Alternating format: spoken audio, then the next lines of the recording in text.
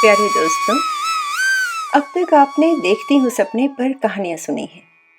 आज मैं आपको प्रसिद्ध विज्ञान कथा लेखक देवेंद्र मेवाड़ी, जिन्हें प्यार से लोग देवेंदा पुकारते हैं, उनके एक संस्मरणात्मक पुस्तक से एक छोटा सा अंश सुनाने जा रही हूँ। पुस्तक का नाम है मेरी यादों का पहाड़, जो पहले ही काफ़ी लोकप्रिय हो चुकी है। पहाड़ में बिताए अपने बचपन की स्मृतियों को लेखक देवेंदा ने जिस तरह से बयान किया है, वो इस किताब को बार बार पढ़े जाने लायक किताब बनाती है।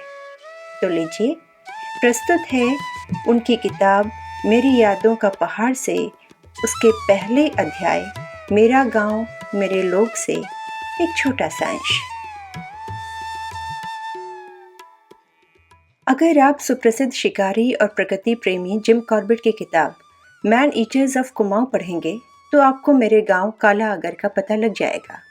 जिम वहां आते थे और कॉर्बेट साहब कहलाते थे। अच्छा, बात सुनिए। अपनी इस किताब में जिम कॉर्बेट ने लिखा है कि 1925-30 के दौरान चौगढ़ के उस इलाके में आदमखोर शियों ने बहुत आतंक मचाया हुआ था। चौगढ़? हाँ, हमारी पट्टी चौगढ़। इसी पट्टी में है मेरा गांव। और हाँ, पहले जरा शियों बाघ की बात भी समझ लीजिए। यूं तो शियों का मतलब हुआ शेर, लेकिन हमारे गांव के लोग जानवरों और आदमियों को मार डालने वाले बाघ को भी शियों कहते हैं। बाघ तो बाघ हुआ ही। शियों बाघ माने बड़े जानवरों और आदमियों को मार डालने वाले बाघ। तेंदुए को गढ़चित कहते हैं। बाकी कुत्ते वगैरह को मारने वाले छोटे मोटे गुलदार हमारे लिए कुत्ते बाघ हुए। शियों बाघ की बात करूं तो आप ये बात जरूर याद रखना। हाँ, तो मैं कह रहा था कि जिम कॉर्बेट ने लिखा है, मेरे गांव यानी काला अगर की ऊंची पर्वतमाला पर उत्तर और पूर्व में जो गांव थे, उनमें इस असत्य शियों का डर भर कुछ ज्यादा ही हो गया था।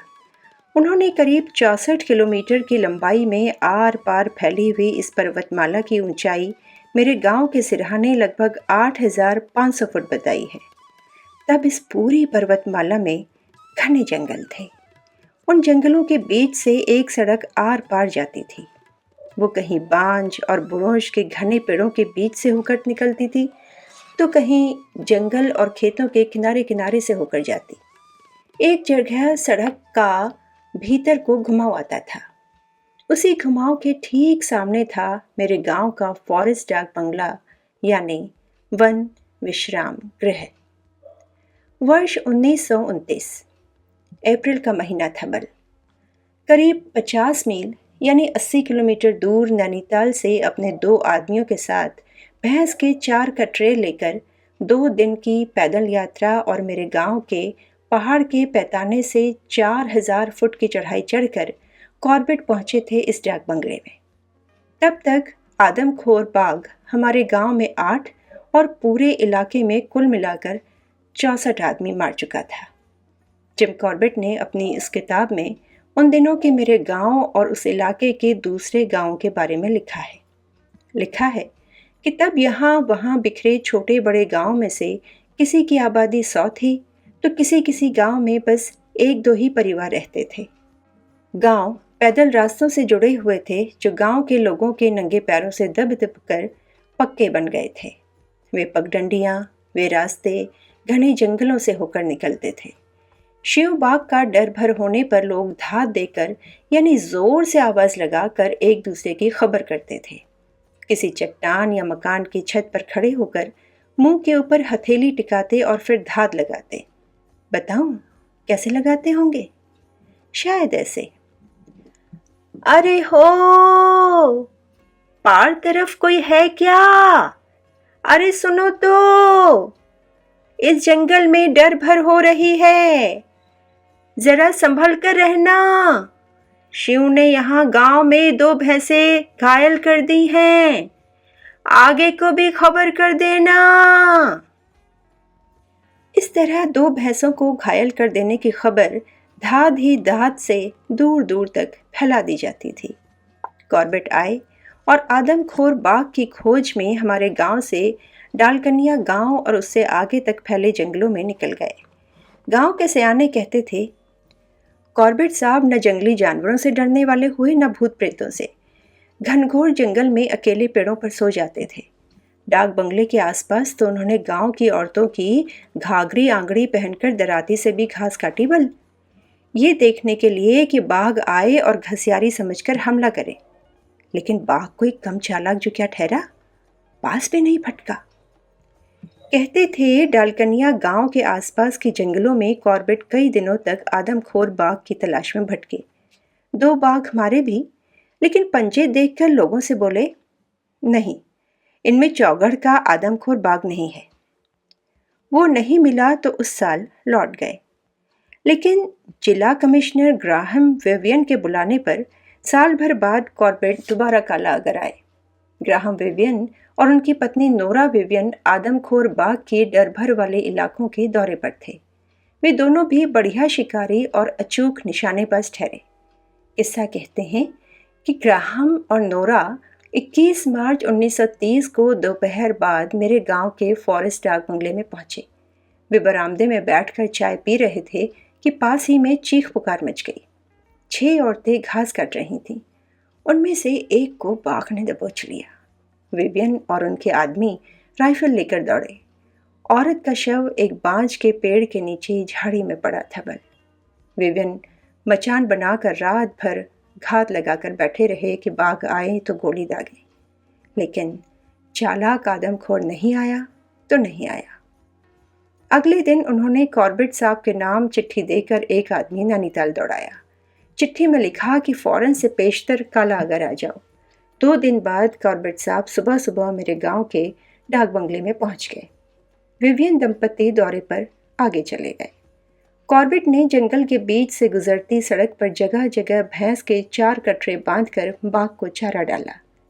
लेकिन वो ठहरा बहुत ही चालाक, आसपास भी नहीं फटका। मगर तब जब उनके बाएं हाथ में ठहरे नाइटजार यानी छापका चिड़िया के अंडे और दाहिने हाथ में हुई हल्की राइफल। पीछे से पछेटिया माधो सिंह। दिन 11 अप्रैल 1930 और स्थान हमारे डाक बंगले से करीब 2 मील यानी 3-3.25 किलोमीटर पश्चिम में। नपल पानी से आगे गलनी गांव के धार की उस तरफ चमोली के रास्ते में। एक ऊंची चट्टान के ऐन सामने 8 फुट की दूरी पर आदमखोर बाघ कॉर्बेट साहब को खम्भ से सामने मिल गया। जब तक वो झपटे, कॉर्बेट साहब ने गोली दाग दी बल। 64 आदमियों को मारने वाला चौगढ़ का वो असत्ती बाघ वहीं चित्त मारा गया। कॉर्बेट साहब ने लिखा है, 64 आदमियों को मारने की खबर तो सरकारी रिकॉर्ड में थी। गांव वाले कहते थे बाघ ने इससे कम से कम 2 गुने आदमी मारे होंगे। कॉर्बेट साहब ने कहा, मारे हुए बाघ को डाक बंगले तक कैसे लेके जाएं? तो पछेटिया माधो सिंह ने कहा, बल साहब हम ले जाएंगे। थक गए तो एक आध हाथ आप भी लगा देंगे, कोई मुश्किल नहीं होगी। मारे हुए बाघ को पेड़ के कटे हुए तने पर लाद कर तीनों चल पड़े और उनके पीछे पीछे चल पड़ा वो कटरा जो बाघिन का चारा बनने से बच गया था। शिव डाक बंगले के आंगन में लाया गया। बाजू यानी श्री किशन सिंह मेवाड़ी बताते थे, डाक बंगले के आंगन में कॉर्बेट साहब ने शिव बाघ के साथ गांव वालों का फोटो खींचा था। उनमें बुबू यानी मेरे दादा नरसिंह मेवाड़ी, बाजू और गांव के कुछ लोग भी थे। हमारे घर से कॉर्बेट साहब के लिए दूध जाता था। उन्होंने दूध के पैसे देने चाहे। बुबू ने कहा, बल आपने हमारे इतने बड़े दुश्मन को मार दिया, हम आपसे पैसे लेंगे क्या? आप तो हमारे मेहमान हैं। सुनकर कॉर्बेट साहब बहुत खुश हुए बल। मैं तो खैर इस घटना के 14 बरस बाद पैदा हुआ, मई 1944 में। लेकिन इजा बताती थी तब हमारे गांव के चारों ओर घना जंगल था। ऊपर धूरे में गाय भैंसे चराने ले जाते थे तो जंगल में उनके खो जाने का डर रहता था। सामने मिडार आज की तरह बिना पेड़ों की तरह नंगी धार नहीं थी। वहाँ हरा भरा जंगल था। बांज, पुरोंज, लोद, अयार और दूसरे पेड़ थे। खूब खापात होता था। इधर चिनाड़ के गधेरे तक जाने वाली सड़क के दोनों ओर कुएं यानी जंगली गुलाब की बड़ी बड़ी घनी झाड़ियाँ थीं। उनके भीतर बैठ जाओ तो पता ही नहीं चलता था कि वहाँ कोई है। शाम होते ही उनमें खूब सारी चिड़िया चहचहाती थीं। मेरे गांव के लोग कहते थे कि डाक बंगले में कॉर्बेट साहब के अलावा भी कई नामी गिरामी शिकारी आते रहते थे। उनमें बेंसन साहब भी थे। वे लोग काला आगर के आसपास के घने जंगलों में कुछ दिन शिकार खेलते और फिर चले जाते। काला आगर के अलावा बनौलिया, दुर्गा पीपल और चोर गलिया आदि जगहों में भी वन विभाग के डाक बंगले थे। कई शिकारी वहां भी जाते थे। डाक बंगलों में रखे रजिस्टर में उनके आने जाने का ब्यौरा भरा जाता था। कहते हैं जिम कॉर्बेट डायरी लिखते थे कि किस जगह कब आए, कहाँ कहाँ गए, क्या किया और कब लौटे। सब कुछ तारीखवार। करीब 8,500 फुट की ऊंचाई के हमारे ढींग के धूरे से आर पार सारा हिमालय दिखाई देता था। गांव के पुश्तैनी धारे में बांज, रेयांज, बुरौंज के हरे भरे और घने जंगल के कारण छल बल पानी आता था। धूरे के एक ओर का बड़ा जंगल जंगलात विभाग ने कटीले तारों से घिरा हुआ था। यहाँ पत्रोल घसियारियों की दरातियां जब्त कर लेते थे। शिव बाग से भी ज्यादा पत्रोल का डर रहता था। उन दिनों गांव के लोग एक गीत गाते थे, पत्रोला धमकौनी रेंजरों है बाकी, जंगलों में छिपी रौनी पानी बिरटा की। यानी पत्रोल धमकाते हैं रेंजरों से ज्यादा और जंगलों में छिपे रहते हैं पहनकर पगड़ी। गर्मियों में जब काफल पक जाते तो गेहूं के नौल की छापरियां लेकर बहू बेटियां और हम बच्चे धूरे की ओर निकल जाते थे। वहां पेड़ों पर चढ़कर रसीले और स्वादिष्ट काफल खाते, छापरियों में भर भर कर काफल लाते। धूरे के उस घने जंगल में काफल खाते समय भी कानों से आहटें सुनते रहते थे। डर रहता था कि किसी पेड़ पर हम काफल खा रहे हैं और दूसरे पेड़ के नीचे कहीं भालू न घूम रहा हो। सारा जंगल चिड़ियों और जानवरों से भरा हुआ था। गांव में सुबह शाम चिड़ियों की खूब चहचहाट सुनाई देती थी। गर्मियां शुरू होती और कफुआ बोलने लगता, कुकू कुकू। काफल पकने लगते तो काफल पाको चिड़िया आ जाती थी। वह भी बोलते बोलते कभी थकती नहीं थी। दिन भर बोलती रहती, काफल पाको काफल पाको।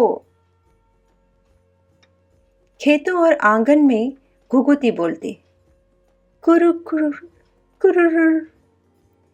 कहीं दूर जंगल से काकड़ की काक काक की आवाज आती तो कहीं आसपास तीतर बोलते, चुप 3 तोला तितरी।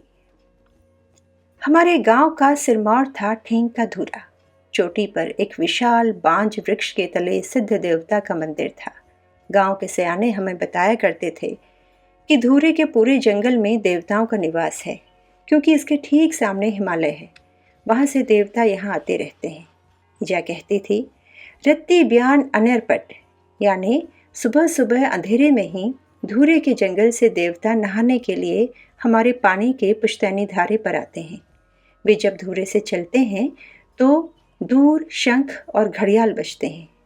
घंटियों की टुनटुनाहट सुनाई देने लगती है। कहती थी, उसने सुनी है वे आवाज़ें। देवता उसी जंगल से हमारे धारे को ठंडा पानी देते हैं।